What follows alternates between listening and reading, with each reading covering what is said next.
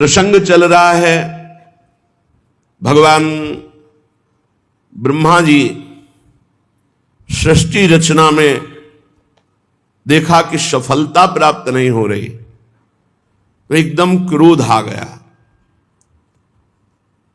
भ्रकुटी चढ़ गई और भ्रकुटी से एक बालक जैसा प्रकट हुआ। वह प्रकट होकर रुदन करने लगा, तो ब्रह्मा जी ने उनका नाम रखा नील लोहित रुद्र। भगवान देवाधिदेव महादेव का प्रादुर्भाव श्रीमद् भागवत के अनुसार ब्रह्मा जी की भ्रकुटी मध्य से हुआ। नारायण की नाभि कमल से ब्रह्मा जी की भ्रकुटी मध्य से नील लोहित भगवान शंकर 11 रुद्रों के रूप में, कल सुना आपने, और उनकी 11 दैवी शक्तियां रुद्राणी। भगवान ब्रह्मा जी ने आदेश किया कि हे वत्स, आप परम ज्योति स्वरूप हैं, ब्रह्म स्वरूप हैं, आप सृष्टि रचना करें। अब भगवान रुद्र की सृष्टि तो सर्वविनाशकारी देवता, संहारकारी, लय करने वाले, मन्यु मनु महिनस महान शिव ऋतध्वज उग्रता भव काल वामदेव धृतव्रत, ये नील लोहित भगवान के 11 रुद्र के नाम।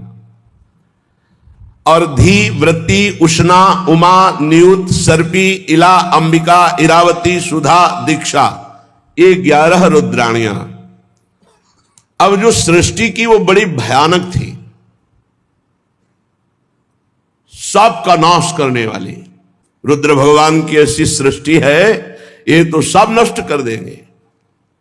काहे सर्वांतर्यामी ज्योतिष स्वरूप देवाधिदेव, आप तपस्या करो, बंद कर दो सृष्टि। अपनी सृष्टि बंद करे, भूत प्रेत नाना प्रकार के भयंकर, ये सृष्टि महादेव जी ने रची। कहा महादेव जी आप सृष्टि बंद कर दो, आप ध्यानस्थ रहो, आप तपस्या करो महाराज। भगवान रुद्र ने कहा जैसी आज्ञा, और वो निरंतर समाधिस्थ रहने, 88 हजार वर्ष की समाधि भगवान शिव की। शंकर सहज स्वरूप सम्हारा, लाग समाधि अखंड पारा देवाधिदेव। बड़े मंगल मूर्ति, बड़े करुणा में, बहुत जल्दी प्रसन्न हो जाने वाले, प्रसन्न होकर भगवत चरणारविंद की अद्भुत प्रेम लक्षणा भक्ति प्रदान करने वाले। किसी भी जन्म में सही अगर भगवान शंकर की आराधना हुई है तो ही भगवान की भक्ति मिलेगी, अन्यथा नहीं। अयोध्या वासियों से भगवान श्री राम सबको बुलाकर बिठाकर कह रहे हैं, एक मैं चक्रवर्ती सम्राट राजा की तरह नहीं बोल रहा हूं, मैं हृदय की बात कह रहा हूं। सबई कहूं कर जोरी, हाथ जोड़कर कह रहा हूं, शंकर भजन बिना नर भगत न पावे मोरी। और एक गुपुत मत सबई कहूं कर जोरी, शंकर भजन बिना नर भगत न पावे मोरी। मैं हाथ जोड़कर एक गुप्त बात कहता हूं, यदि भगवान शंकर की कृपा नहीं तो विशुद्ध भक्ति मेरी कोई नहीं प्राप्त कर सकता। शिवद्रोही मम दास कहावा, सो नर मोह सपन्यों नहीं भावा।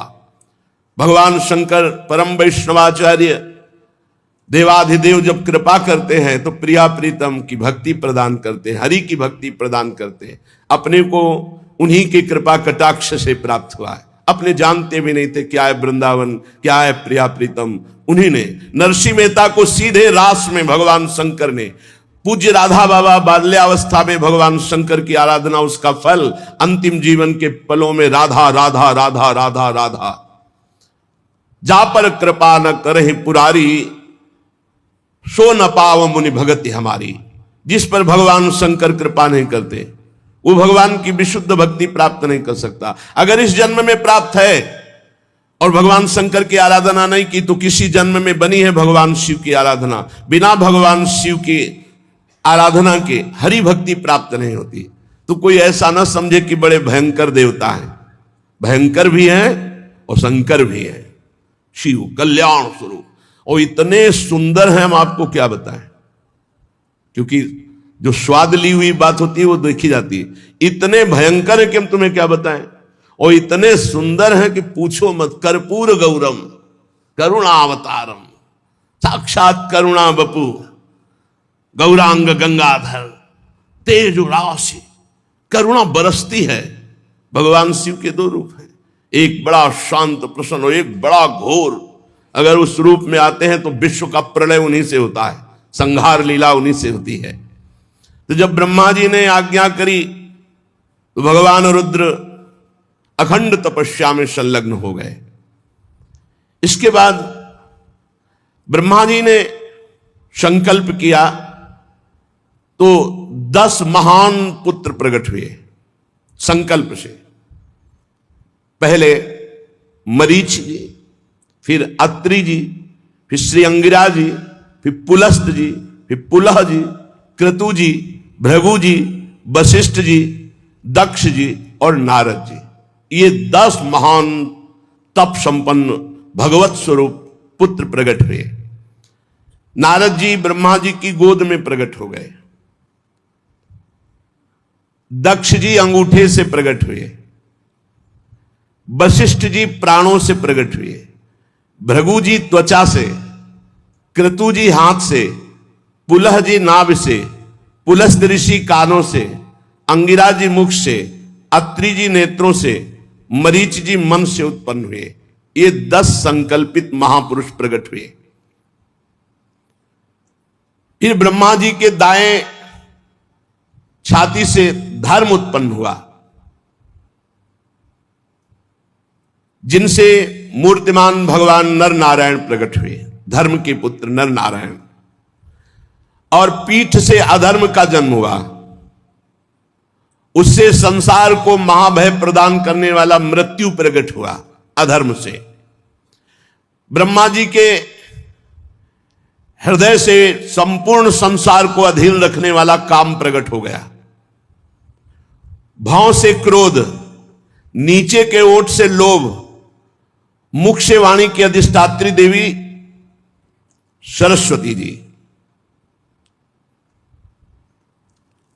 और जनेन्द्री से समुद्र का प्रादुर्भाव हुआ, और गुदा से पाप का निवास स्थान राक्षसों का अधिपति निरिति,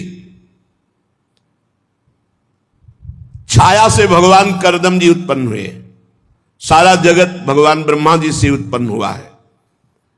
अब बड़ी घटना इस समय ये घटी कि जिस समय वाणी की अधिष्ठात्री देवी सरस्वती प्रकट हुई थी, इतनी सुंदर थी कि ब्रह्मा जी मोहित हो गए। यद्यपि वासनाहीन है,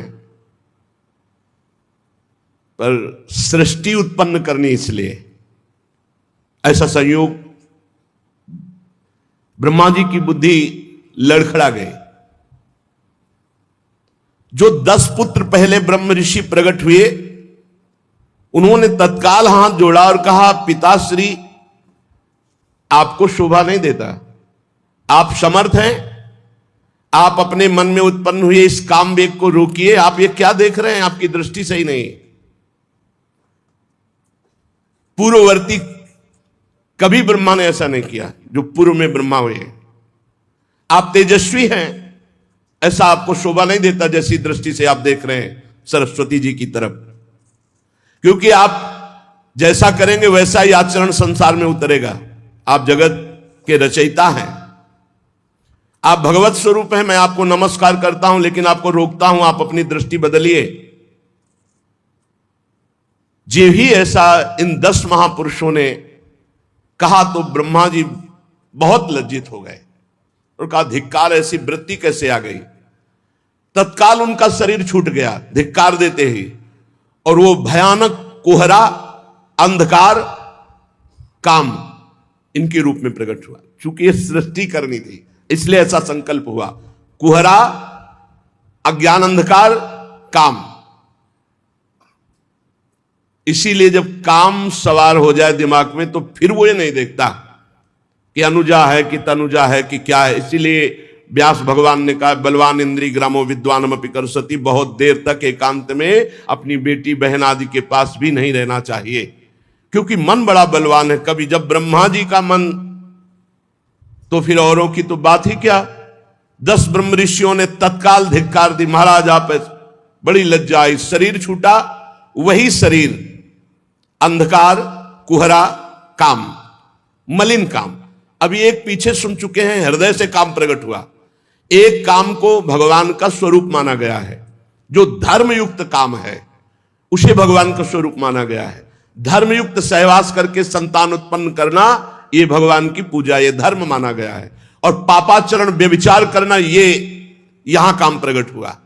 जो सरस्वती जी को देखकर मन में संकल्प बना, उससे अंधकार, कुहरा और पापाचरण कराने वाला काम प्रकट हुआ। काम दो प्रकार का, एक धर्म स्वरूप और एक पाप स्वरूप। ब्रह्मा जी जो ही वो शरीर छूटा, नया शरीर धारण किया, क्योंकि तेजो में भगवत स्वरूप है। उसी समय ब्रह्मा जी के 4 मुखों से 4 वेदों का प्रादुर्भाव हुआ। उपवेद, न्याय शास्त्र, होता, उद्गाता, अध्वर्यु, ब्रह्मा, इन 4 ऋत्विजों के साथ कर्म, यज्ञों का विस्तार, धर्म के 4 चरण, 4 आश्रम, उनकी वृत्तियां, ये सब ब्रह्मा जी के मुख से उत्पन्न हुई। ब्रह्मा जी ने अपने पूर्व, दक्षिण, पश्चिम, उत्तर के मुख से, पूर्व से ऋग्वेद, दक्षिण से यजुर्वेद, पश्चिम से सामवेद और उत्तर के मुख से अथर्ववेद का प्रादुर्भाव किया। ऋग्वेद, यजुर्वेद, सामवेद, अथर्ववेद, 4 वेद प्रकट हुए ब्रह्मा जी के मुख से। फिर क्रम से शास्त्र, होता का कर्म, इज्जा, अधिवर्य का कर्म, स्तुत, स्तोम, उद्गाता का कर्म और प्रायश्चित, ब्रह्मा का कर्म, ये 4 कर्म प्रकट हुए। फिर ब्रह्मा जी के 4 मुखों से आयुर्वेद, चिकित्सा शास्त्र, धनुर्वेद, शस्त्र विद्या, गांधर्व वेद, संगीत विद्या, स्थापत्य वेद, शिल्प विद्या, ये 4 उपवेद प्रकट हुए। ऋग्वेद, यजुर्वेद, सामवेद, अथर्ववेद, 4 वेद और आयुर्वेद, धनुर्वेद, गांधर्व वेद और स्थापत्य वेद, ये 4 उपवेद प्रकट हुए। फिर सर्वदर्शी भगवान ब्रह्मा ने अपने 4 मुखों से इतिहास, पुराण रूप 5वां वेद प्रकट किया।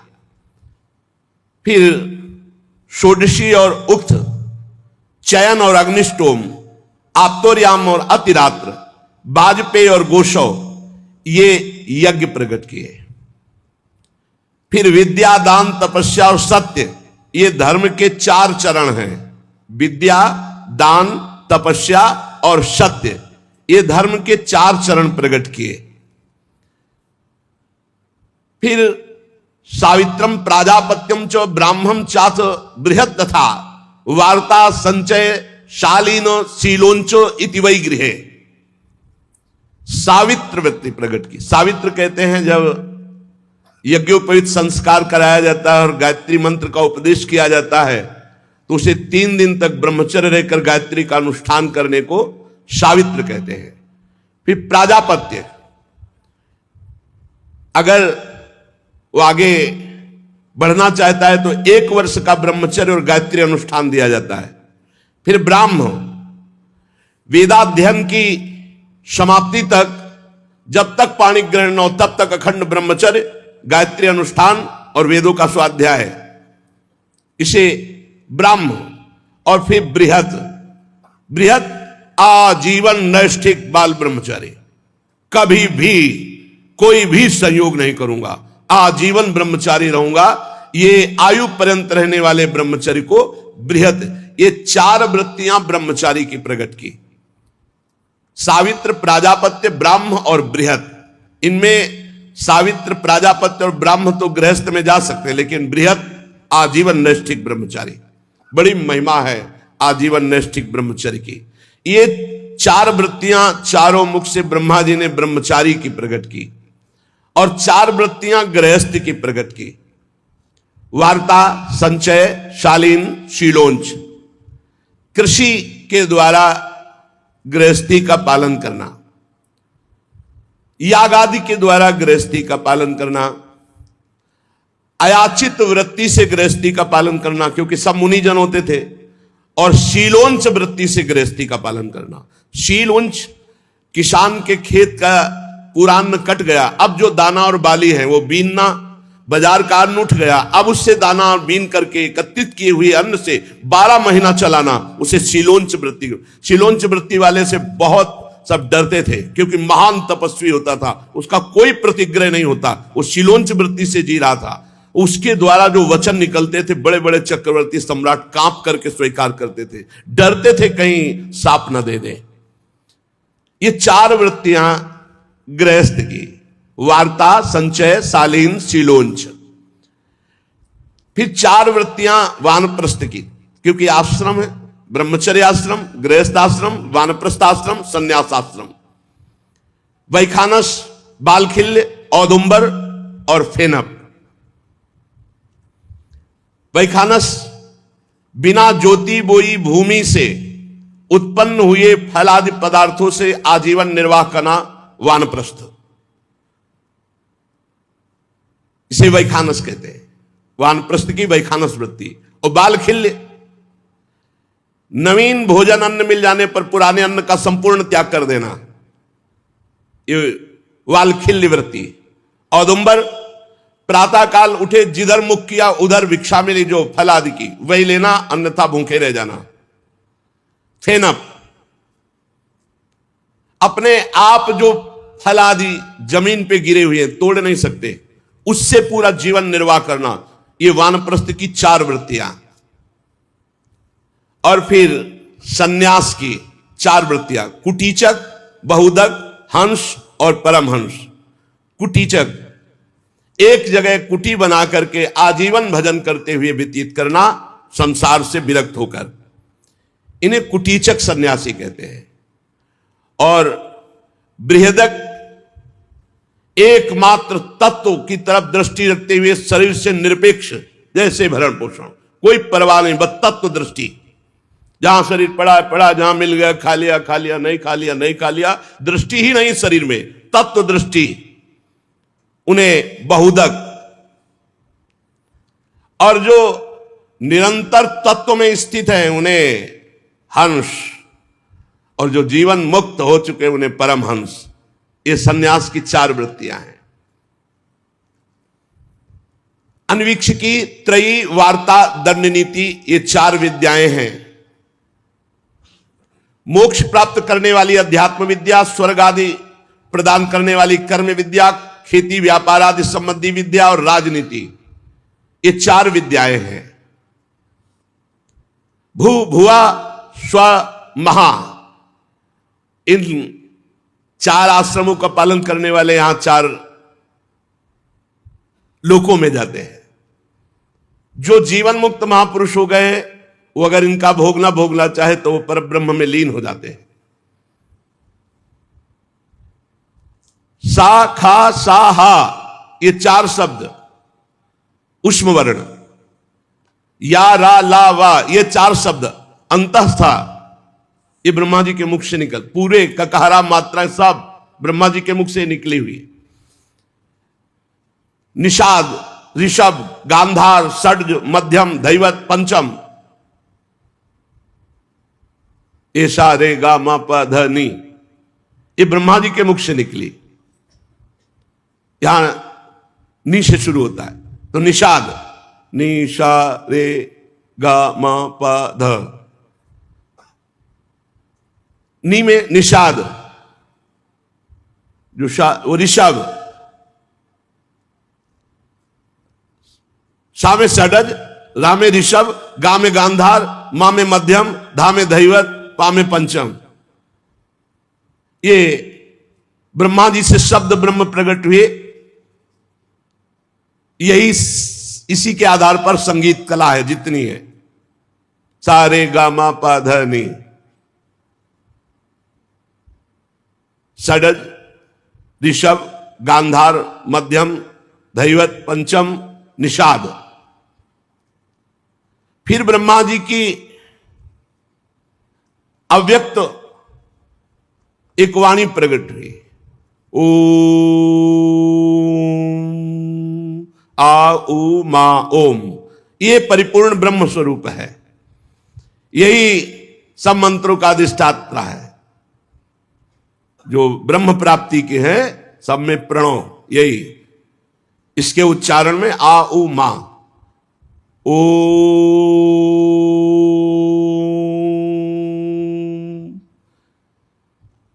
विदुर जी, ये परम पवित्र सृष्टि भगवान ब्रह्मा ने प्रकट की। मरीच आदि ऋषियों से कहा कि सृष्टि विस्तार करो, पर कुछ खास प्रजा की वृद्धि नहीं हो रही थी, तो बहुत चिंतित हो रहे थे। इसी समय ब्रह्मा जी के शरीर के दो भाग हो गए। दाहिने भाग से जो विभक्त हुए उसे काय कहा गया। जो दाहिना भाग था वो महाराज मनु, और जो बायां भाग था वो महारानी शतरूपा। यहीं से मैथुन धर्म से सृष्टि बढ़ी। महाराज स्वयंभू मनु शतरूपा से 5 संतानें उत्पन्न की, 2 पुत्र 3 कन्या। 2 पुत्र महाराज प्रिव्रत उत्तानपाद, 3 कन्याएं आकुति देहुति प्रसूति। इन्हीं से पूरा संसार सब भरा है। श्री सुखदेव जी कहते हैं, महाराज परीक्षित, मुनिवर मैत्री जी के मुख से परम पुण्यमयी कथा सुनकर श्री विदुर जी ने पूछा कि फिर क्या हुआ जब मन शतरूपा जी प्रकट हुए। विदुर जी ने कहा, स्वयंभू ब्रह्मा जी के प्रिय पुत्र महाराज मनु ने अपनी प्रिय पत्नी शतरूपा को प्राप्त करके ब्रह्मा जी की आज्ञा हुई सृष्टि बढ़ाओ। उन्होंने विचार किया कि सृष्टि जल में तो बढ़ेगी नहीं, यहां तो सब जल ही जल है, सृष्टि कैसे बढ़ेगी। ब्रह्मा जी से कहा, हे जन्मदाता, आपकी आज्ञा हुई सृष्टि बढ़ाऊं, पर सृष्टि के रुकने की व्यवस्था और जीविका की व्यवस्था के लिए तो केवल जल ही जल है, इसमें सृष्टि कैसे होगी। मैथुन धर्म से सृष्टि कैसे टिकेगी। नमस्कार है आपको, आप कोई उपाय कीजिए, तब आप हम आपकी आज्ञा का पालन करें। ब्रह्मा जी ने कहा, तुम दोनों का परम कल्याण हो, मैं बहुत प्रसन्न हूं, क्योंकि जो पुत्र अपने पिता से कहता है कि मैं आपकी आज्ञा का पालन करूंगा, इससे बड़ी पितृ भक्ति और कोई नहीं हो सकती। जो अपने पिता की आज्ञा का पालन करता है, इससे बड़ी कोई पूजा नहीं हो सकती अपने पिता की।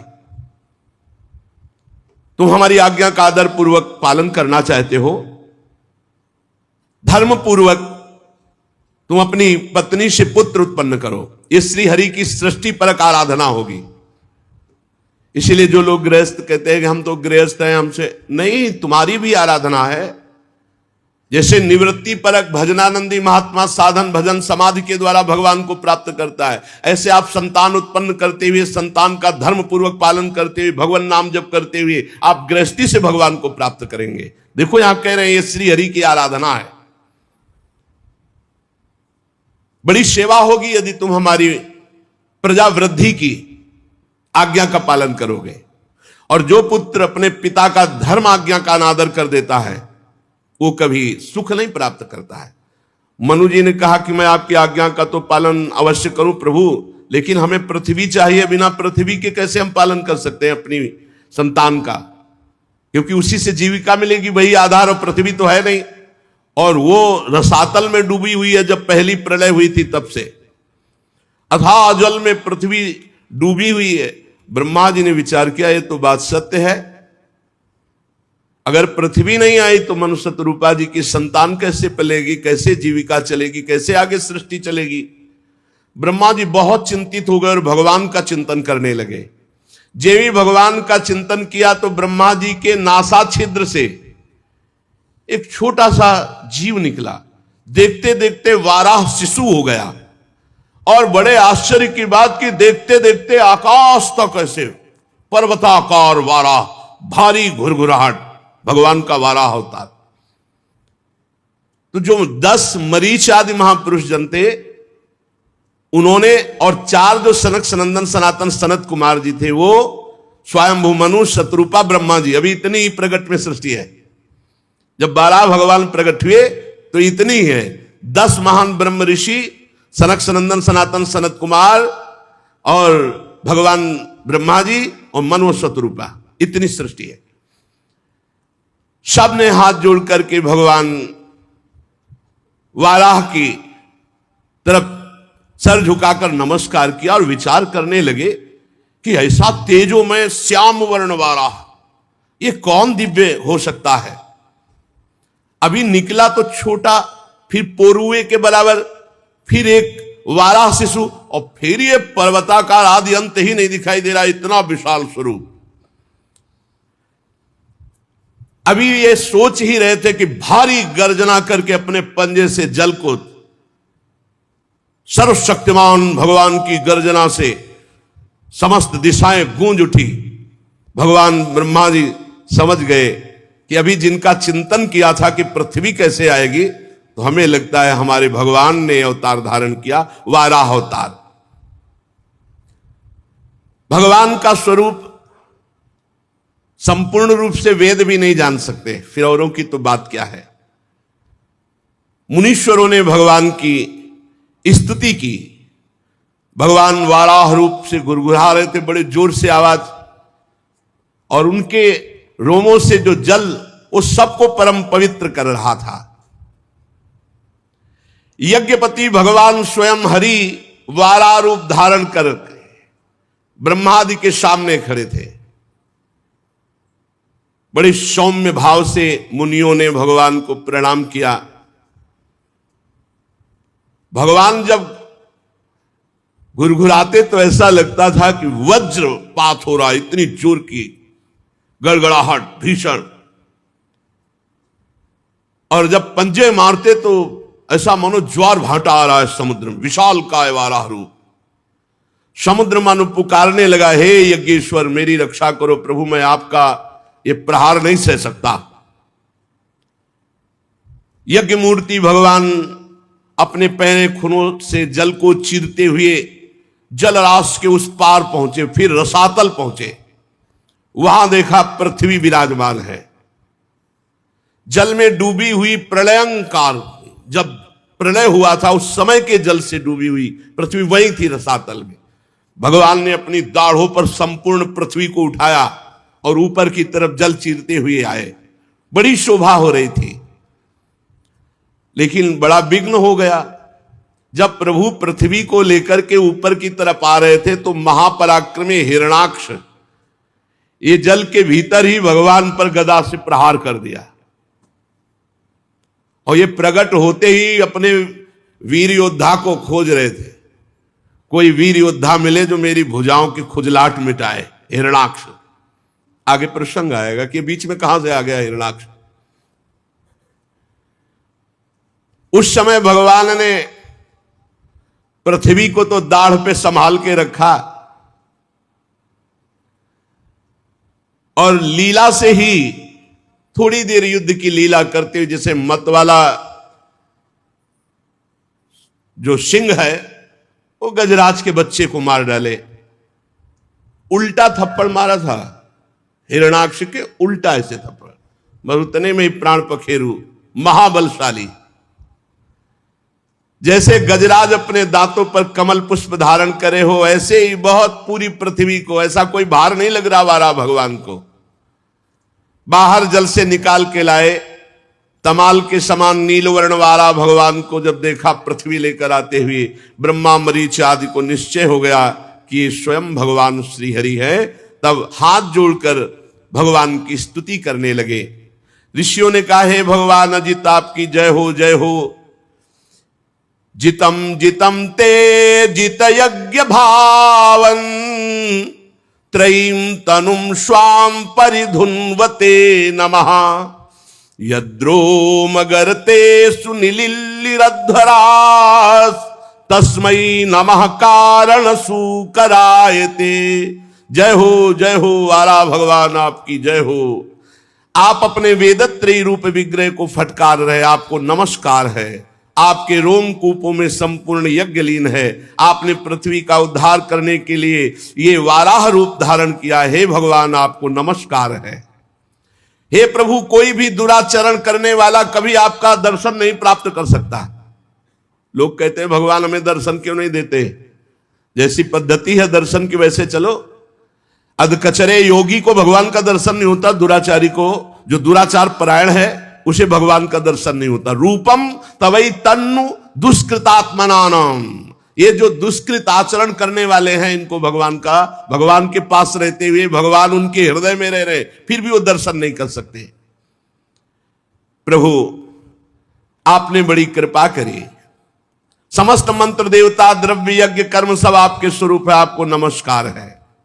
वैराग्य भक्ति और मन की एकाग्रता से ही आपका अनुभव किया जा सकता है। वैराग्य भक्ति और मन की एकाग्रता से ही आपका अनुभव किया जा सकता है। आप सबको विद्या प्रदान करने वाले विद्या गुरु हैं, जिसके हृदय में भी ज्ञान होता है भगवान देते हैं। आपको पुनः पुनः प्रणाम है। प्रभु आपके दांतों पर रखी हुई भूमंडल बड़ा सुशोभित हो रहा है। चराचर जीवों को सुखपूर्वक रहने के लिए आपने जगन माता पृथ्वी का उद्धार किया। आप हमारे पिता हैं और पृथ्वी हमारी माता है। प्रभु आपको और पृथ्वी माता को बार बार प्रणाम है। रसातल में डूबी हुई इस पृथ्वी को निकालने का साहस केवल आप ही कर सकते थे, दूसरा नहीं। हे वाला भगवान, आप सर्वाश्चर्य में हैं, आपको नमस्कार है। इसीलिए रोज प्रातः पहले भूमि के चरण। अब तो सब आधुनिकता बढ़ती जा रही है, वैदिक सिद्धांतों को शास्त्रों को मानना या जानना ही नहीं तो माने क्या। सबसे पहले सैया से उठकर भूमि माता को प्रणाम करना चाहिए, फिर सदगुरु का स्मरण, नाम जप, मंत्र, फिर अपनी दिनचर्या। श्री मैत्रेय जी कहते हैं, ब्रह्मवादी मुनियों ने जब भगवान की स्तुति की तो वाला भगवान ने अपनी शक्ति से पृथ्वी को ऐसे स्तंभित कर दिया कि जल में ना डूबे। रसातल से लीला पूर्वक लाई हुई पृथ्वी को जल पर रखकर भगवान श्री हरि स्थापित कर दिया और अंतर ध्यान हो गए। विदुर जी भगवान की लीला में चरित्र अत्यंत कीर्तनीय है। जो इस प्रसंग को सुनेगा उसके सारे पाप ताप नष्ट हो जाएंगे। जो भगवान की मंगलमयी कथा को सुनाता है या सुनता है, भगवान अंतस हृदय से बहुत जल्दी उसके ऊपर प्रसन्न हो जाते हैं। जब भगवान प्रसन्न हो जाते हैं तो फिर प्राप्त करना क्या बाकी रह जाता है, क्या दुर्लभ होता है। ये पशु स्वभाव वाले मनुष्यों को छोड़कर ऐसा कौन होगा जो आवागमन और दुखों से मुक्त करने वाली भगवान की लीला कथा ना सुने। श्री विदुर जी महाराज ने कहा, अभी तो आप ब्रह्मा जी की सृष्टि के कुछ चुने हुए नाम ले रहे थे, बीच में हिरणाक्ष कहां से आ गया प्रभु? बाला भगवान से युद्ध करने हिरणाक्ष कहां से प्रकट हो गया? ब्रह्मा जी ने तो अभी इसको प्रकट नहीं किया था, क्योंकि अभी 10 ऋषि, सनक सनंदन सनातन सनत कुमार, 4 ब्रह्म ऋषि, मनु और शतरूपा, और उधर ऊपर जो सृष्टि हुई थी उसमें भगवान नील लोहित 11। तो ये हिरणाक्ष कहां से आ गया बीच में? ये जब पृथ्वी निकाल रहे थे वाला भगवान, ये हिरणाक्ष कहां से आ गया, मुठभेड़ कैसे कर ली? मैत्रेय जी ने कहा, विदुर जी बड़ा सुंदर प्रश्न है तुम्हारा, क्योंकि इसमें भगवान श्री हरि की मंगलमयी लीला कथाओं का वो प्रादुर्भाव है जिससे मनुष्य सुनने मात्र से मृत्यु पास से मुक्त होकर भगवत प्राप्त हो जाएगा। कर लो ना विश्वास, हित दो विश्वास है तो वही सुधरे बात, ना तरु माया पंथ में फिरे जी टक्कर खात। अपने लोग रोज भगवान की चर्चा सुनते हैं धाम में बैठकर, रोज भगवान की लीला कथा, नाम कीर्तन। अभी कोई कल्याण की कमी रह गई क्या? अरे कल्याण का कल्याण हो गया। मस्त रहो, बस नाम जप करते हुए गंदी बातों से बचो तो जीवन मुक्त हो, अभी जीवन मुक्त हो। पूर्व काल में ब्रह्मा जी ने ये इतिहास परंपरागत सुनाया था, वही मैं तुम्हें सुना रहा हूं। मैत्रेय जी कह रहे हैं कि एक बार दक्ष की पुत्री दिति, अब इसका प्रसंग आगे है। अभी आपने सुना था जो शतरूपा जी की 3 पुत्रियां थी, उन्हीं से ये सब सृष्टि का विस्तार हुआ है। 2 पुत्र प्रियव्रत उत्तानपाद, आकुति प्रसूति देहूति 3 कन्याएं, इन्हीं में से सब आगे चलकर इनके विस्तार में आ गए, इन्हीं 3 में से है। तो दिति ये एक दिन संध्या के समय कामातुर हो गई और जो अभी 10 महापुरुषों के नाम लिए गए थे उनमें से कश्यप जी भी थे। कश्यप जी इनके पति हैं। कई कन्याएं कश्यप जी को वरण हुई। संध्या के समय कामातुर होकर कश्यप जी का वस्त्र पकड़ लिया और कहा, अब पति ही है, कि प्रभु मैं देखती हूं कि अग्नि जिह्वा भगवान की आराधना का समय है ये, मैं जानती हूं सूर्य अस्ताचल को जा रहे हैं, बिल्कुल इस समय ऐसा नहीं करना चाहिए। पर जैसे मत वाला हाथी केले के वृक्ष को मत डालता है, केले के वन को, ऐसे ही इस प्रसुद्ध धनुर्धर कामदेव ने मेरे पर विजय प्राप्त कर ली। अर्थात मैं कामाग्नि से पीड़ित हूं, मैं बेचैन हूं, मैं नहीं सह सकती। अब आप कृपा करके आपका कल्याण हो, मेरी इस पीड़ा को दूर करें और ऐसा संतान हो जिससे आपका सुयश हो। हमने आपको बहुत प्यार से वर्ण किया है। हमारे पिता ने दक्षिण एकांत में हमसे पूछा था तुम्हें कैसा पति चाहिए, तो मैंने आपका ही नाम लिया था, अर्थात मैं आपको बहुत प्रेम करती हूं। ये प्रेम का दबाव भी डाला। इसलिए अब मुझ दीन के ऊपर कृपा कीजिए। मुझे कामदेव ने परास्त कर दिया, मैं बेचैन हूं। कश्यप जी ने कहा ठीक है, तुम्हारी इच्छा धर्मयुक्त है, कोई अधर्मयुक्त नहीं है, लेकिन इस समय नहीं, यह समय अधर्म का। अगर ऐसा किया गया तो भारी अधर्म हो जाएगा, क्योंकि संध्या काल है। इस समय केवल भगवान की आराधना की जाती है। गृहस्थाश्रम में अपनी पत्नी की कामनाओं को पूर्ण करना धर्म कहा गया है, लेकिन समय पर। यह समय संध्या काल का है, इस समय नहीं। इंद्रिय रूपी शत्रु से जो परास्त होकर धर्म का उल्लंघन करता है, उसका पतन हो जाता है, नाश हो जाता है। तुम्हारी जैसी भार्या, और वो भी धर्म का उल्लंघन, बिल्कुल ठीक नहीं है, इस समय नहीं।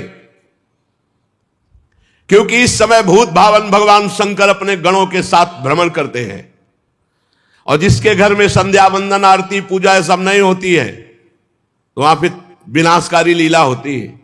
ये सब ऐसा नहीं कि मनमानी, संध्या के समय भोजन नहीं किया जाता, संध्या के समय मैथुन नहीं किया जाता, संध्या के समय इधर उधर नहीं। उस समय भगवत चिंतन, ध्यान परायण, अगर आप कहीं सेवा में भी हैं तो भी 2 मिनट भगवान का स्मरण करते हुए, जैसे प्रातःकालीन बेला, वैसे जटाजूटधारी भगवान शंकर, जिनके जटाओं से स्मशान की धूलि का बवंडर उठता है, वो संध्या के समय भ्रमण करते हैं।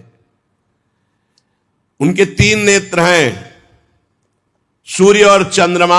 ये 2 नेत्र हैं जो सही ढंग से चलते हैं, तो सूर्य और चंद्रमा वाले नेत्र काम करते हैं। जो धर्म विरुद्ध आचरण करते हैं तो तीसरा नेत्र काम करता है, जो सर्वनाश विनाशकारी। संसार में भगवान शंकर का ना कोई अपना है ना कोई पराया है। जैसा करोगे तत्काल वैसे फल मिलेगा। उनके लिए ना कोई आदरणीय है, ना कोई निंदनीय, ना बंदनीय है, कोई ना त्याजनीय है, ना कोई अपना है ना कोई पराया है। मस्त इसीलिए कहा गया भोले बाबा। बड़े बड़े देवता जिन भोगों की चाह करते हैं, लात मार के उन भोगों का सदैव अपने ध्यान में मगन रहते हैं। ऐसा ही लिखा है, भोगों को लात मार करके सदैव अपने ध्यान में मगन रहते हैं। विवेकी पुरुष को चाहिए कि कोई ऐसा अपराध भगवान शंकर का ना करे। खिलवाड़ मत समझ लेना। वो देवादिदेव अगर वो चुप भी हो गए तो आद्या शक्ति अंबार धांगनी है, कहीं का नहीं रखेंगी। कैसे नहीं रखेंगे? या देवी सर्वभूतेषु बुद्धि रूपेण संस्थिता, बुद्धि घुमा देंगी, वहां फंसा देंगी जहां से निकलना मुश्किल है।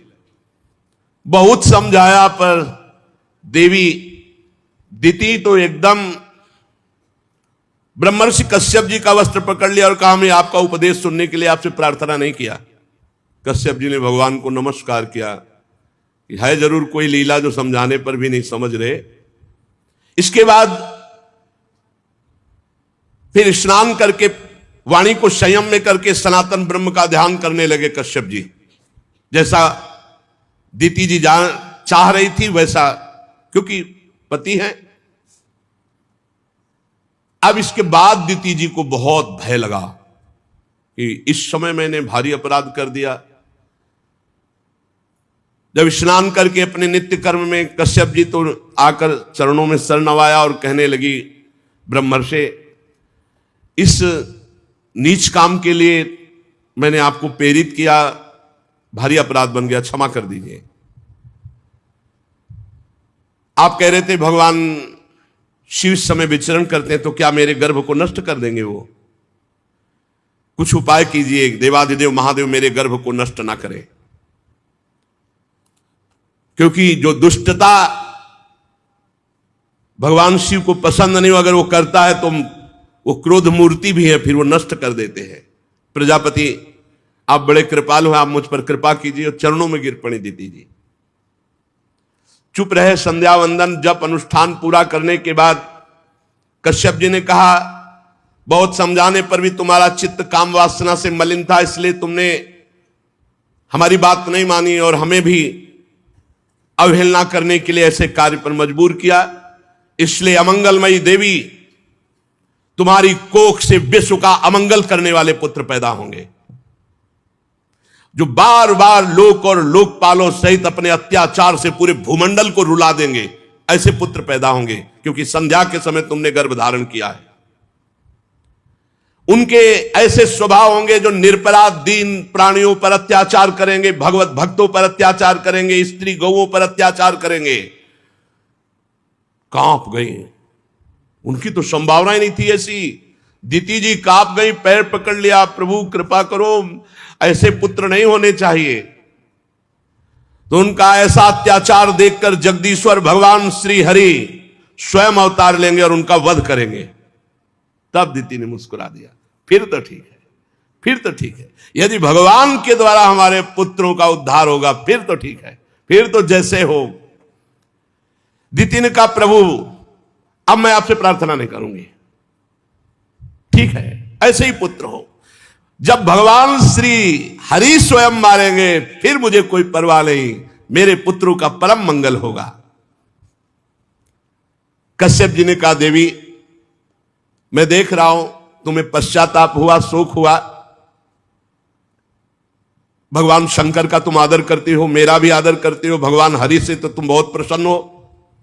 इसलिए मैं एक वरदान देता हूं, तुम्हारे एक पुत्र के 4 पुत्रों में एक ऐसा पुत्र होगा पूरा विश्व नमन करेगा। हिरण्यकश्यप पुत्र प्रहलाद, एक ऐसा पुत्र होगा विश्व नमन करेगा। सत्पुरुष संत जन उसका आदर करेंगे, बड़े बड़े प्रेमी संत जन उसके यश का गान करेंगे। जिस पर खोटे सोने को बार बार तपाकर शुद्ध किया जाता है, उसी प्रकार अनुकरण करने के लिए, भक्ति का अनुकरण करने के लिए तुम्हारे पौत्र को आदर्श माना जाएगा। प्रहलाद जी सब भक्तों में श्रेष्ठ है, इतनी कम अवस्था में इतनी ऊंची स्थिति भक्ति की। इसीलिए सबसे पहले प्रहलाद, नारद, पराशर, पुंडरीक, पहले प्रहलाद जी का नाम। साधु जन तुम्हारे पौत्र की प्रशंसा करेंगे और स्वयं भगवान तुम्हारे पौत्र के लिए अवतार धारण करेंगे। भगवान ही तो नरसिंह रूप में आकर हिरण्यकश्यप, दीति बहुत प्रसन्न हुई। देखो ये होता है महापुरुषों का शान। उनके पति महापुरुष है कश्यप जी, बड़े भजनानंदी महापुरुष है। उसी का प्रभाव है कि गलत कार्य तो हो गया और परिणाम भी गलत आया, लेकिन बड़ा मंगल हो गया, सुधार हो गया। भगवान के द्वारा उनके पुत्रों को मारा जाएगा और पौत्र भगवान का महान भक्त होगा। बड़ा आनंद हुआ दीति को सुनकर 2 बातें, कि हमारा पौत्र भगवान का भक्त होगा और हमारे पुत्र भगवान के हाथ से मारे जाएंगे। पर दीति ने जब सुन रखा था कि मेरे पुत्र बड़े दुष्ट स्वभाव के होंगे, तो उन्होंने विचार किया कि पहले तो गर्भ के बाहर ही नहीं आने देंगे हम।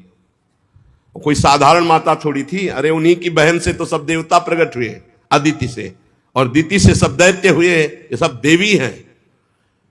मेरे पुत्र दुष्ट स्वभाव के होंगे, इसलिए मैं कश्यप जी के महान वीर को बाहर निकलने नहीं दूंगी उधर से। 100 वर्ष तक गर्भस्थ शिशु को रोक रखा, प्रसव ही नहीं होने दिया 100 वर्ष तक। यह है दैवी शक्ति संपन्न मां। ऐसे पुत्रों को जन्म ही नहीं होने दूंगी जो जगत का मंगल करेंगे 100 वर्ष तक। अब क्या हुआ, वो कोई साधारण तो थे नहीं, तो 100 वर्ष गर्भ में रहने के कारण उनका इतना तेज बढ़ गया कि सूर्य तेजहीन हो गए, इंद्रादि लोकपालों की शक्ति क्षीण हो गई। सब ब्रह्मा जी के पास गए, बोले सूर्य में प्रकाश करने का तेज नहीं रहेगा, हमें त्रिभुवन का शासन करने का तेज नहीं रहेगा, ये क्या हो रहा है। देवताओं ने कहा प्रभु सबकी ज्ञान शक्ति कुंठित हो रही है, एक आप ही है जो आप बता सकते हैं सब क्या हो रहा है उथल पुथल पूरी सृष्टि में। ब्रह्मा जी ने कहा देवताओं तुम्हारे पूर्वज मेरे मानस पुत्र सनक सनंदन सनातन सनत कुमार आसक्ति त्याग कर समस्त लोकों में आकाश मार्ग से विचरा करते हैं। ये कोई साधारण बात नहीं है जो तुम सबकी बुद्धि सबका बल सबका तेज हरण हो गया है। ये भगवान के पार्षद दिति के गर्भ में, तो दिति ने अपने गर्भ को रोक लिया कि अनिष्टकारी पुत्रों को जन्म नहीं होने देंगी, तो उनके तेज से सबका तेज नष्ट हो रहा है। तो आखिरकार कश्यप जी के वीर से जो गर्भस्थ हैं वो हैं कौन। तो ब्रह्मा जी हंसे और कहा देवताओं तुम्हारे पूर्वज मेरे मानस पुत्र सनक सनंदन सनातन सनत कुमार ये चारों आकाश मार्ग से विचरण करते रहते हैं। एक बार वो भगवान श्री नारायण के दर्शन के लिए वैकुंठ धाम में जा पहुंचे। वहां सब विष्णु रूप होते हैं, सब विष्णु, सब चतुर्भुज, केवल श्री लांछन चिन्ह और कौस्तुभमणि दो चीज नहीं होती। बका पहचानना मुश्किल है कि ये पार्षद है कि भगवान हरि है, बिल्कुल हरि स्वरूप। सब प्रकार की कामनाएं छोड़कर जो भगवान का निरंतर भजन करते हैं वही वहां जा सकते हैं, दूसरा कोई नहीं। बड़ी ही सुंदर शोभा, वैकुंठ की शोभा क्या, वहां बड़े बड़े भजनानंदी महात्मा सब दिव्य रूप धारण करके जिनकी पाप राशि भस्म हो चुकी है, जो भगवत स्वरूप को प्राप्त हो गए हैं, वैकुंठ के दूर से ही, जहां से वैकुंठ इतनी सौरभ आती है कि उन्मत्तता आ जाती है, उन्मत्तता भगवदानंद की। वो घ्राणेन्द्री में गई सनकादि के तो व्याकुल हो गए भगवान के दर्शन के लिए। भगवत स्वरूप कबूतर कोयल सारस चकवे पपीहे हंस तोते तीतर मोर इनका कोलाहल हो रहा है। इनकी आवाज सुन ले तो बेसुध हो जाए, ऐसे वैकुंठ के पक्षी हैं। श्री हरि तुलसी से अपने श्री विग्रह को सजाते हैं, तुलसी जी को बहुत प्यार करते हैं, तुलसी जी की गंध का आदर करते हैं भगवान श्री हरि। तुलसी जी के सामने मंदार कुंद कुर्बक उत्पल चंपक अर्ण पुन्नाग नाग केसर बकुल मौल श्री अंबुज ऐसा आदर नहीं करते जैसा तुलसी जी का आदर करते हैं। तुलसी जी को बहुत ही सुंदर वैकुंठ धाम ये कर्म फल से नहीं, एकमात्र भगवान के भजन से मिलता है। विमानों पर चढ़े हुए भगवत भक्त भगवान के वैकुंठ धाम के आसपास विमानों की भीड़ लगी हुई, तब फिर अंदर उतर कर प्रणाम करके दर्शन। बड़े ही सुंदर सौंदर्य वाली देवियां वैकुंठ में, और सबसे परम सौंदर्यशालिनी श्री लक्ष्मी जी, जिनका कृपा प्रसाद प्राप्त करने के लिए त्रिभुवन आराधना करता रहता है। लक्ष्मी जी की कौन कृपा प्रसादी नहीं चाहेगा, वही चाहेगा जो हरि का एकदम आसक्त प्रेमी होगा। श्री हरि के चरणों को चापती रहती है लक्ष्मी जी चंचलता रूपी दोष का त्याग करके। जिस समय वो नूपुर झनकार करती हुई लीला कमल घुमाती हुई वैकुंठ में भ्रमण करती है, समस्त पार्षद सर झुका कर उनके दर्शन करके आनंद मगन हो जाते हैं। जो लोग भगवान की पापहारिणी लीला कथाओं को सुनते हैं, कभी भूल से भी काम संबंधी प्रपंच चर्चा नहीं सुनते और नाम जप करते हैं, भगवान को जीवन अर्पित करते हैं, वही वैकुंठ लोक जाते हैं। बड़े अभागे हैं जो लोग संसार की बातों में मन लगाते हैं, भगवान की कथा नहीं सुनते। उनके सारे पुण्य नष्ट हो जाते हैं, वो घोर नरकों में जाते हैं जो संसार की चर्चा सुनते हैं। इस मनुष्य योनि की बड़ी महिमा है। हम ब्रह्मादि भी चाहते हैं कि अगर हमें मनुष्य शरीर मिल जाए तो हम खूब भगवान का भजन करके सीधे वैकुंठ जाएं, भगवान के धाम। और हम वृंदावनवासी तो वैकुंठ भी नहीं चाहते। इस प्रकार भगवान की जो आराधना करते, नहीं चाहते ब्रजवासी वैकुंठ। आप देखो, जब यहां अपना कन्हैया है ना, तो वहां बहुत दूर वाला है, वो ईश्वर बैठा हुआ है, उसके पार्षद सब। ब्रजवासी जनों ने कहा, कन्हैया सुनते तुम भगवान हो? बोले हाँ है। तो बोले नंद बाबा जब वहां गए ना वरुण जी के, तो वहां बताया कि बड़े बड़े देवता तुम्हारी लंबी दंडवत कर रहे थे, वो भगवान भगवान कह रहे थे, तुम भगवान हो? बोले जब कह रहे थे वो तो मान लो क्या है। बोले हम तब जाने जब भगवान हो। तुम्हारा वैकुंठ कैसा है, दिखाओ। काहे को तुम वैकुंठ की बात करो? बोले नहीं, अगर भगवान हो तो तुम दिखाओ ना। अब सखा को तो अपने प्राण प्यारे कन्हैया सखा हो, तो भगवत भाव, ऐश्वर्य भाव, विस्मृत सखा भाव में ठाकुर जी ने कहा, जो ब्रह्म हृदय यमुना जी, जहां क्रूर जी को दर्शन दिए, स्नान करो। जी डुबकी लगाई, पहुंच गए वैकुंठ। अब देखा वो भगवान के पार्षदों का स्वरूप और भगवान का वैभव। देखा कि मेरा कन्हैया कहीं नहीं हो, कोई पूछे ना वहां। अरे तुरंत उब गए, बोले कन्हैया मुझे वैकुंठ नहीं चाहिए, मुझे जल्दी वापस बुलाओ। तो हाथ पकड़ के उठा लिया। बोले अरे कन्हैया भूल के कभी वैकुंठ मत भेजना मुझे, मुझे मेरा कन्हैया चाहिए। वहां देखा भगवान श्री कृष्ण को ही, श्री कृष्ण को ही देखा, पर वहां नजदीक नहीं जाने दे रहे थे। भगवान का वैभव, वैकुंठ धाम का वैभव। कहा मुझे ऐसा वैकुंठ नहीं चाहिए जहां तुमसे गले में हाथ डालकर बात न कर सके। अरे इतने बड़े बड़े अस्त्र शस्त्र लिए वहां देवता थे, जो हमें तुम्हारे पास नहीं जा, हमें नहीं चाहिए वैकुंठ। और कहीं वृंदावन की शोभा तो शिव श्रीपति यद्यपि ललचाही, मन प्रवेश न हो को लाही। हे रज की तुल वैकुंठ नहीं और लोक की माया। अभी तो धाम प्रकाशित नहीं हुआ ना, चिदानंद तक वृंदावन के आगे, वृंदावन की लतासम कोटि कल्प तरुणाए, रज की तुल वैकुंठ नहीं और लोक की माए। ये धाम में बैठे आप कथा सुन रहे हो ना, लौकिक चिदानंद, जहां वैकुंठाधिपति भी जिसकी महिमा अपने श्री मुख से गान करते हैं। देवादिदेव भगवान श्री हरि मंद मंद मुस्कुरा रहे हैं, लक्ष्मी जी चरण चाप रहे, तब चतुर्भुज नारायण स्वरूप भगवान के पार्षद तैनात अपनी अपनी सेवा में। अब शनकादि तो विकल ही हो गए थे दर्शन के लिए। जय भगवान के श्री चरणों की तुलसी की गंध आई तो प्रेम विकलता हो गई दर्शन के लिए। बड़े आनंद मगन थे, भगवत दर्शन की प्रबल लालसा थी। 6 डेवढ़ी पार कर गए और जे इस 7वीं डेवढ़ी में गए तो हाथ में गदा लिए हुए, समान आयु, महान तेजस्वी, बाजूबंद कुंडल किरीट आभूषणों से अलंकित, अरविंदाक्ष, और सनकादि को देखते ही क्षुभित हो गए। वो वैसे प्रसन्न मुद्रा में थे, ये देखो भगवान की इच्छा, क्षुभित हो गए। और जे भी 7वीं डेवढ़ी पार करने लगे, सनक सनंदन सनातन सनत कुमार बेत लगा दिया, इनको कोई नहीं रोक सकता। अच्छा वैकुंठ में कौन सा डर था भैया, कि भाई कहीं कुछ अविनाशी भगवान के धाम में कोई ऐसा प्रवेश नहीं कर सकता। और दूसरी बात यह थी कि कुछ मान लो झोला बेग अटैची होती तो होता कि चलो भाई चेक कर लो, वो तो दिगंबर है, लंगोटी भी नहीं भाई, कुछ हाथ में नहीं, दिगंबर।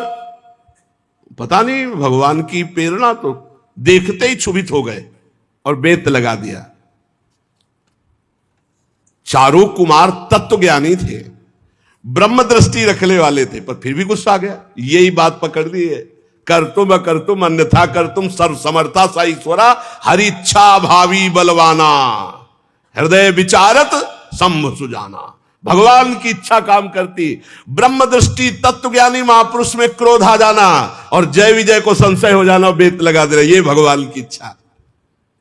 हर समय 5 वर्ष की अवस्था के रहते सनक सनंदन सनातन सनत कुमार, और दिगंबर रहते, और हरिशरणम मुख से निकलता रहता है। द्वारपालों ने बड़ा शील स्वभाव के विपरीत व्यवहार कर दिया, ऐसा द्वारपालों का शील स्वभाव नहीं है, और उन्होंने दुर्व्यवहार कर दिया, रोक दिया, रुक जाओ, बेत लगा दिया। वैसे और जो वैकुंठवासी द्वारपाल थे एकदम सावधान हो गए, ये क्या, जय विजय ने यह क्या कर दिया? ऐसे महापुरुषों को क्यों रोक दिया? अब अपने प्रभु के दर्शन के लिए व्याकुल होकर जा रहे थे तो एकदम भ्रकुट चढ़ गई, लाल लाल आंखें हो गई सनक सनंदन सनातन सनत कुमार की। क्रोध से कहने लगे, अरे द्वारपालो,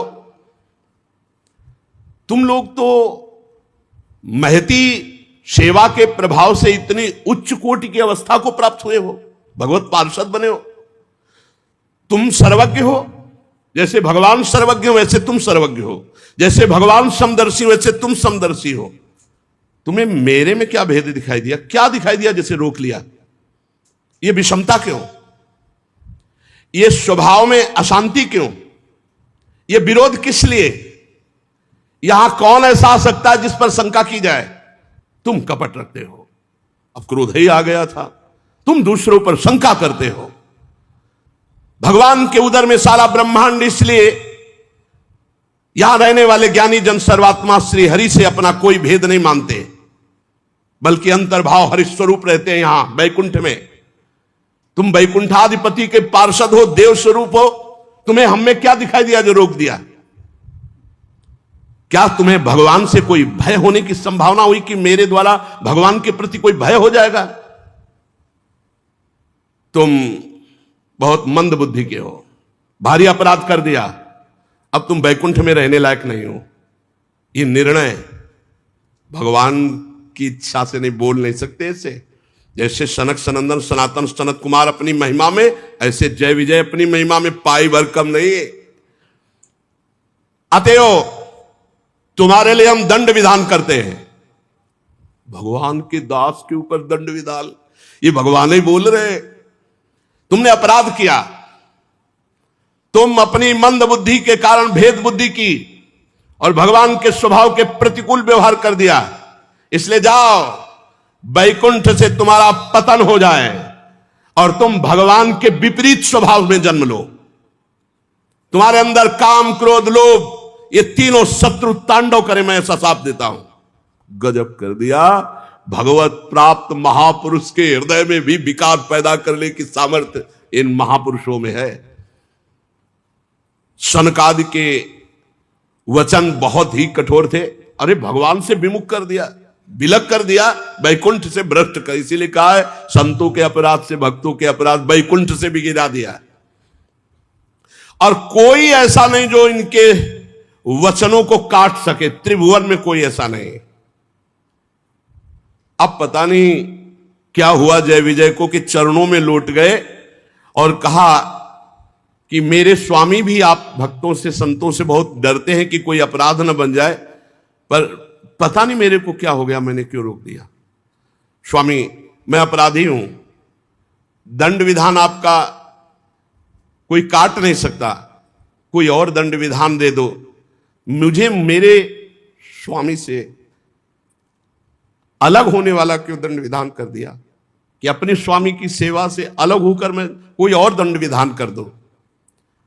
प्रभु आप दंड देंगे मुझे स्वीकार है, पर हमारी थोड़ी दशा पर विचार कीजिए। मैं अपने प्रभु को देखकर जीता हूं, अपने प्रभु इनसे विलग कर दिया तो प्रभु थोड़ी देर के लिए मेरे हृदय में आप बैठकर देखिए। आपने प्रभु से विलग कर दिया और उस अधम योनियों में जाने को कहा जहां भगवान की स्मृति ही नहीं होती। आपने कह दिया काम क्रोध लोभ तुम्हारे हृदय में रहे, तो भगवान की स्मृति से भी विमुख कर दिया, भगवान से विमुख कर। इतना बड़ा दंड क्यों? आप और कोई दंड दे देते, आप मुझे और कोई दंड दे देते। विनय ही कर रहे थे कि देखा जय हो भगवत पार्षद कर रहे, और सामने से चंवर डुला रहे जा रहे, छत्र लगा हुआ है, पुष्प के पावड़े पर रहे, अखिल लोक चूड़ामणि भगवान श्री हरि पधार रहे। द्वारपालों ने सनकादि के चरण पकड़ रखे थे। जब भगवान की दृष्टि पड़ी, भगवान स्वयं अपने सी चरणों से चल कर आ रहे थे। जिन्हें परमहंस मुनिजन बड़े बड़े ढूंढते रहते हैं, सहज में नहीं पाते, वो भगवान चलकर, सनकादि को अंदर जाने का अधिकार अभी नहीं मिला। भगवान चलकर आए, लेकिन यह नहीं हुआ कि सनकादि अंदर चले जाए, क्योंकि भक्त को ऐसा कठिन शाप दे दिया। जी भी देखा सनकादि ने कि मेरे समाधि में दर्शन देने वाले स्वयं वैकुंठनाथ भगवान चलकर आ रहे, उनके साथ पार्षदगण छत्र चमर आदि लिए चल रहे, राजहंस के पंखों के समान श्वेत चवर डुलाए जा रहे, शीतल मंद सुगंध वायु बह रही है, मोतियों की झालर अद्भुत शोभा दे रही, अमृत की बूंदें उस छत्र से टपक रही हैं भगवान के ऊपर। समस्त सद्गुणों के आश्रय, सौम्य मुख मुद्रा, अनवरत जिनकी दृष्टि से कृपा बरसती रहती है, अपने भक्तों को जो सदैव स्नेह से देखते हैं, स्नेह से, जैसे मां अपने बच्चे को देखती है, ऐसे हर भक्त को भगवान करो सदा तिनके रखवारी, जिम बालक राखे महतारी। समस्त दिव्य लोकों के चूड़ामणि भगवान वैकुंठनाथ स्वयं चलकर आ रहे हैं। पीतांबर मंडित विशाल नितंब, झिलमिलाती हुई करधनी, गले में भ्रमरों से मुखरित वनमाला, सुंदर कंगन पहने हुए, और साथ में पार्श्व में गरुड़ जी चल रहे हैं, जिन पर एक हाथ धरे हुए हैं। गरुड़ जी पर एक हाथ पधराए हुए हैं और एक हाथ से लीला कमल घुमा रहे हैं। बिजली की सी कांति पीतांबर धारण किए हुए, मकराकृत कुंडल, सुघड़ नासिका, बड़ा ही सुंदर मुख, सिर पर मणिमय विशाल मुकुट विराजमान, गले में सुंदर हार, कौस्तुभ मणि अपूर्व दमक रही है। भगवान का श्री विग्रह सुंदरता का समुद्र है। इस भगवान देवादिदेव महादेव जी, ब्रह्मा जी इसी रूप का ध्यान करते हैं। सनकादि ने जब देखा मेरे ध्यान का विषय मेरे प्रभु, तो सर झुकाकर साष्टांग प्रणाम किया और भगवान की रूप माधुरी का पान करते रहे। सनकादि मुनीश्वर निरंतर ब्रह्मानंद में मगन रहते हैं, लेकिन जिस समय भगवान के श्री चरण कमलों का दर्शन हुआ तो ब्रह्मानंद से मन हट करके भगवान के रूप में आसक्त हो गया। भगवान का मुख नील कमल की कांति वाला, बड़े ही लाल लाल अधर और कुंदकली के समान दंत पंक्ति, बड़ी झांकी सुंदर जो कृत्य कर दे, और भगवान के पद्मराग के समान लाल लाल नखों से सुशोभित उनके चरणारविंद, जो ध्यान करने वाले मुनियों के ध्यान का विषय, अष्ट सिद्धियां, नौ निधियां, समस्त सिद्धगण, मोक्ष पदवी मूर्तिमान होकर भगवान की चरण सेवा में हाथ जोड़े खड़े। मोक्ष पदवी, अष्ट सिद्धियां, नौ निधियां, सब सनकादि मुनियों ने प्रणाम करके कहा, अंतर्यामी रूप से यद्यपि आप दुष्ट चित्त के हृदय में भी रहते हैं, पर वो आपकी दृष्टि से ओझल कभी आपको देख नहीं सकते। बड़े बड़े भक्तजन भाव रूपी नेत्रों से आपका ध्यान करते हैं, और आप ध्यान का नहीं, आज तो मैं साक्षात आपको सामने देख रहा हूं। प्रभु, मैंने श्रवण रंध्रों से आपकी रूप शोभा सुनी थी, पर आज देखा है, नेत्र भरकर पान तो आज हम कर रहे हैं। भगवान, आप तो साक्षात परम तत्व हैं। इस समय आप हम सबको आनंदित करने के लिए आप पधारे हैं। आपकी कृपा दृष्टि के बिना कोई आपको नहीं देख सकता। प्रभु, आपका सुयश अत्यंत कीर्तनीय है, जो सांसारिक दुखों की निवृत्ति करता है। हम आपके चरणों की शरण में रहने वाले हैं, आपकी कथा के रसिक हैं, आपका नाम जप करते हैं हरिशरणम, और आपकी कथा सुनते हैं। प्रभु, मुझे और कुछ, कोई पद, कोई सुख नहीं चाहिए, बस मेरा चित्त भंवरा बनकर आपके चरण कमलों में ही घूमता रहे, बस यही मैं चाहता हूं। हे विपुल कीर्ति प्रभु, ये जो आपने रूप प्रकट किया है, हम पर बड़ी कृपा की। आदित्येंद्रीय पुरुष तो कभी भावना भी नहीं कर सकता आपके रूप की। मैं बार बार प्रणाम करता हूं। सनकादि ने साष्टांग पुनः दंडवत किया। श्री ब्रह्मा जी ने कहा, देवगण जब योगनिष्ठ सनकादि मुनियों ने इस प्रकार स्तुति की, तब वैकुंठाधिपति भगवान श्री हरि बोले, मुनिगण, बहुत ध्यान देने योग्य बात है। ये मेरे हैं, जय विजय, मेरे पार्षद, मेरे दास हैं, जो मेरे हैं। अगर उनके द्वारा अपराध हो जाता है तो मैं अपना ही अपराध मानता हूं। सनकादि को अपना नहीं का ध्यान देने बात है। ये भगवान की दासता और सेवा का पक्ष है। किसी भी बात में अगर कोई ऐसी त्रुटि हो जाती है, अपराध बन जाता है, तो हमारे स्वामी जन अवगुण प्रभु मान न काओ दीन बंधु अति मृदुल स्वभाव, बहुत प्रवीणता, भगवान तो प्रवीणता के समुद्र है। ये जय विजय मेरे पार्षद हैं, मुनिगण संबोधन कहते, एतौ तौ पार्षदो मह्यम जयो विजय एवच कदर्थी कृत्य माम यद्दो वह क्राता मतिक्रमम। हे मुनिगण, मुनिगण सनकादि को संबोधन, ये जय विजय मेरे पार्षद है, मेरे दास है। आपका अपराध किया, अवज्ञा की, आपने इन्हें दंड दिया, स्वीकार है। क्योंकि आप जैसे ब्रह्म ऋषि मेरे आराध्य देव हैं, मेरे दासों के द्वारा जो तिरस्कार किया गया है उसे मैं अपना अपराध मानता हूं। ये पक्षवत, ये बाहर से शब्दों में समझ में नहीं आ गया, अंदर की बात है। आप मेरे आराध्य देव हो, ब्रह्म ऋषि हो, लेकिन मेरे अनुचरों के द्वारा, मेरे दासों के द्वारा जो अपराध हुआ वो मेरे द्वारा अपराध हुआ, मैं अपना अपराध मानता हूं। ये जो प्रियता है, ये अमोघ प्रियता है भगवान की। ये प्रिय, ये मेरे दास के द्वारा अपराध हुआ, मतलब मेरे द्वारा अपराध हुआ। आप जरा इस बात को समझिए। मुनिगण, ब्रह्म ऋषिगण ऐसे संबोधन सनकादि को, ये मेरे पार्षद हैं, मेरे अनुचरों द्वारा हुआ अपराध मैं अपना अपराध मानता हूं, मैं अपना किया हुआ अपराध मानता हूं, मैं नहीं किया ऐसा, मैं आपसे प्रसन्नता की भीख मांगता हूं। देखो देखो, ये बहुत बड़ी बात है, बहुत बड़ी बात है, बहुत बड़ी बात। ये लीला भगवान की अगर समझ में आ गई तो उमा राम स्वभाव जे जाना ताय भजन तज भावना न। मेरे भगवान कैसे कृपालु हैं। कह रहे मैं आप लोगों से प्रसन्नता की भीख मांगता हूं, भगवान कह रहे। गजब की बात, मतलब इसके आगे क्या बोलने लायक रह गया। तद्वः प्रसादयाम यद्य ब्रह्म दैवम परम ही में, मैं आपसे प्रसन्नता की भिक्षा मांगता हूं इनके लिए। क्या? सेवकों के अपराध करने पर संसार में उनके स्वामी का नाम होता है, स्वामी का नाम लिया जाता है। इसलिए सेवक का अपराध मानो स्वामी का अपराध, इसलिए मैं आप प्रसन्न हो जाए, आपसे भिक्षा मांगता हूं।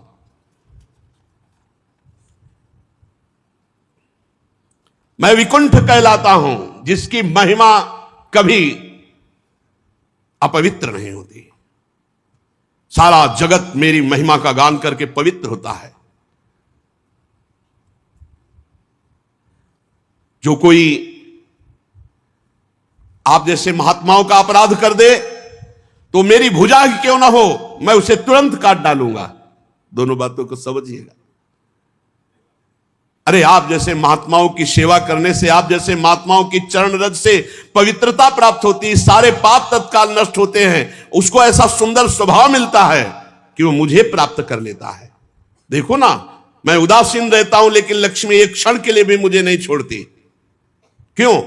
इन्हीं लक्ष्मी का कृपा कटाक्ष प्राप्त करने के लिए ब्रह्मादि देवता बड़े बड़े नियमों और व्रतों का पालन करते हैं। जो मुझे अपने कर्म समर्पित कर देते हैं या आत्मसमर्पण कर देते हैं, ऐसों को अगर भोजन पवाया जाए तो एक एक ग्रास पर जो सुंदर पकवान भोजन, तो जैसा मैं वहां तृप्त होता हूं वैसा यज्ञ से तृप्त नहीं होता। जो कर्म फल समर्पित किए हुए, मुझे समर्पित किए हुए मेरे भक्त हैं, मेरे भक्तों को जब कोई पवाता है तो एक एक ग्रास पर मैं वैसा प्रसन्न होता हूं जैसा किसी यज्ञ करने से प्रसन्न नहीं होता। योग माया मेरे अधीन है, मैं अखंड असीम ऐश्वर्य का स्वामी हूं। मेरा ही चरणोदक गंगा जी हैं। भगवान शंकर इसी को मस्तक पर धारण करते हैं और लोगों को पावन करते हैं। मैं पवित्र ईश्वरों का भी ईश्वर होकर के अपने भक्तों की चरण रज मुकुट पर धारण करता हूं। ये बहुत बड़ी बात है, ये बहुत बड़ी बात भगवान कह रहे। मैं योग माया का पति हूं, स्वामी हूं, अखंड असीम ऐश्वर्य है।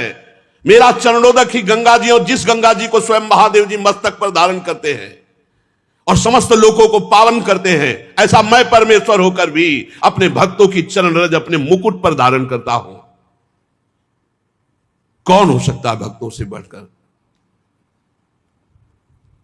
भगवान कह रहे, ब्रह्म ऋषि, दुग्ध धेनु, दूध देने वाली गाय, अनाथ प्राणी, ये सब मेरे साक्षात स्वरूप हैं। जिनकी बुद्धि भ्रष्ट हो जाती है वो इनको कष्ट देते हैं। फिर मेरे द्वारा नियुक्त यमराज के गिद्ध जैसे दूत उनको नोच नोच कर खाते हैं, फिर उनको नरक भोगना पड़ता है।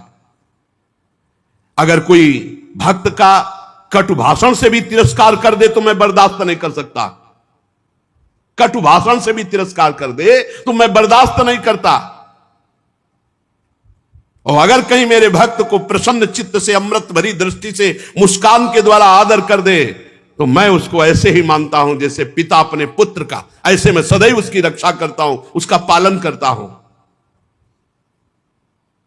जो मेरे भक्त की अशांति भरी वार्ता, अब क्रोध में भक्त नाराज हो रहा है और खूब, लेकिन वो हाथ जोड़कर ही बात करता है, आप शांत हो जाइए, और प्रसन्न कर लेता है तो वो मुझे अधीन कर लेता है। भगवान का भक्त मान लो आपसे नाराज, पर आप हाथ जोड़े खड़े, बस आप क्षमा कीजिए, आप प्रसन्न हो जाइए, आप शांत हो जाइए, तो वो मुझे अधीन कर लेता है। मैं अनुरोध करता हूं आपसे कि आपने जो क्रोधित होकर मेरे सेवकों को शाप दिया, ये अनुरूप ही है, क्योंकि उन्होंने आपके साथ अपराध किया, रोक दिया।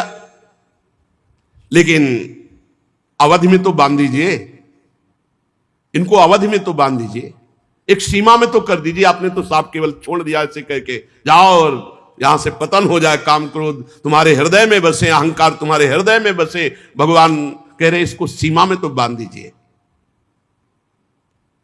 जिससे ये उस समय काल की गति में भोग कर फिर मेरे पास आ जाए। ब्रह्मा जी कहते, सनकादि मुनि क्रोध रूप सर्प से डसे हुए थे। भगवान की वाणी सुनकर के उन्हें तृप्ति नहीं हो रही थी। भगवान की मनोहर और बड़ी गूढ़ बात,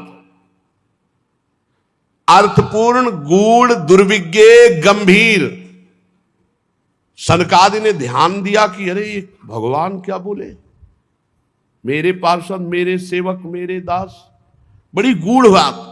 तब समझ पाए कि इसमें तो भगवान की ही कोई विचित्र लीला थी, जो मेरी बुद्धि को फेर दिया और भगवान के दासों को श्राप दिया और भगवान के पार्षद मुझे रोक दिए। तब वो आनंदित हुए, पुलकित हुए, अरे अरे इसमें तो भगवान की ही लीला है, ये तो भगवान की योग माया का प्रभाव। तब हाथ जोड़कर बोले, सर्वेश्वर प्रभु, आप ये बोल करके मुझे बड़ा अनुग्रह किया, मेरे हृदय अब ज्ञान प्रकाशित हो रहा है कि आप क्या करना चाहते हैं। प्रभु, आप इतना ब्रह्म ऋषियों को मानते हैं, ये तो केवल लोक शिक्षा के लिए आप ऐसा करें कि ब्रह्म ऋषि मेरे आराध्य देव, बकह आप तो ब्रह्म ऋषियों के भी आराध्य देव हैं। हे सनातन प्रभु, ये सनातन धर्म आपसे ही प्रकट हुआ है। आप सनातन धर्म की रक्षा के लिए अवतार ग्रहण करते हैं। परम धर्म एक गुह्य रहस्य है, आपकी वाणी को समझना बड़ा गुह्य है। निवृत्ति प्राण योगी जन आपकी आराधना करके आपको प्राप्त होते हैं, अर्थार्थी जन आपके चरणों की उपासना करके लक्ष्मी जी को प्राप्त करते हैं, अर्थात ऐश्वर्य प्राप्त करते हैं। प्रभु, आप साक्षात धर्म स्वरूप हैं। आप शिक्षा देने के लिए ऐसा कह रहे हैं, वस्तुतः आपसे बढ़कर के कौन हो सकता है। हे देव, हम सब आपके द्वारा रक्षणीय हैं, आप हमारी रक्षा कीजिए। सर्वेश्वर, अब शाप तो निकल ही गया है, आप चाहें तो मिथ्या कर दें। द्वारपाल आपके हैं, जैसा उचित चाहें आप मुझे दंड दे या पुरस्कार दे, मैं भी आपका हूं और वो भी आपके हैं, आप जैसा चाहो प्रभु करो। आपके अनुचरों को शाप दिया, इसलिए मुझे तो लगता है कि दंडनीय अपराध हमसे बन गया, आप मुझे दंड दे दो, स्वीकार है। श्री भगवान ने कहा, नहीं मुनिगण, आपने जो इनको शाप दिया सच मानिए, परम सत्य मेरी प्रेरणा से हुआ है। भगवान ने कहा, ये मेरी प्रेरणा, सत्य मानिए मेरी प्रेरणा से हुआ है। अब ये 3 जन्म तक दैत्य भाव को प्राप्त होंगे और क्रोधावेश में हर समय मेरे में एकाग्र रहेंगे और मैं अवतार बार बार लेकर के इनका उद्धार करूंगा और इन्हें पुनः स्थापित करूंगा अपने द्वारपाल के रूप में। ब्रह्मा जी कहते हैं मुनीश्वरों ने नयनाभिराम भगवान श्री हरि के दर्शन के, प्रभु की परिक्रमा की, प्रणाम किया और प्रमदित होकर फिर हरिशरणम रटते हुए भगवान ने जय विजय से कहा, जाओ भयभीत मत होना, तुम्हारा कल्याण हो, हर समय मेरे में बैर भाव रखना। देख लो भगवान क्या कह रहे हैं, मेरे से वैर भाव रखना। तो अंतिम समय तक यही बोल करके प्राण त्याग रहा, कहां राम रन हतोपचारी।